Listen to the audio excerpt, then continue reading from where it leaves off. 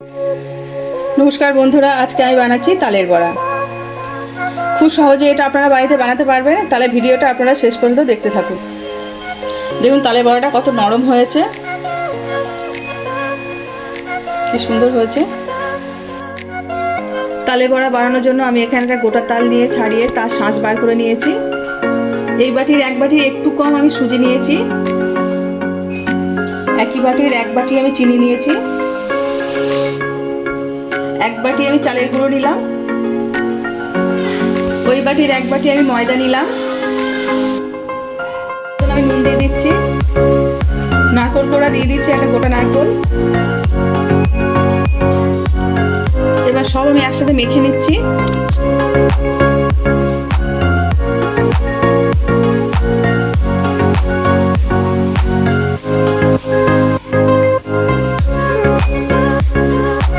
এটা আমার মাখা হয়ে গেছে।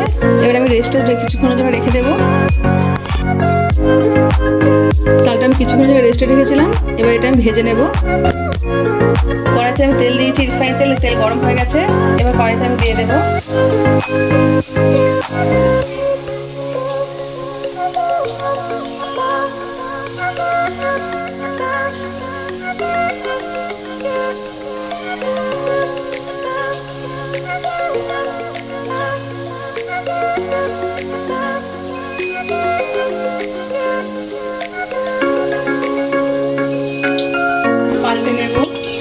পাল্টে নিচ্ছি আমি।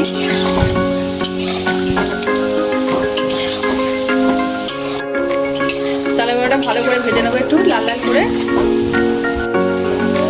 এগুলো আমার ভাজা হয়ে গেছে, এবার আমি তুলে নিচ্ছি। আমার তালের বড়া একদম রেডি। দেখতেই পেলেন কত সহজে আমি বাড়িতে বানিয়ে ফেললাম। আপনারা চাইলে আমার রেসিপিটা ফলো করে আপনারা বাড়িতে বানাতে পারবেন।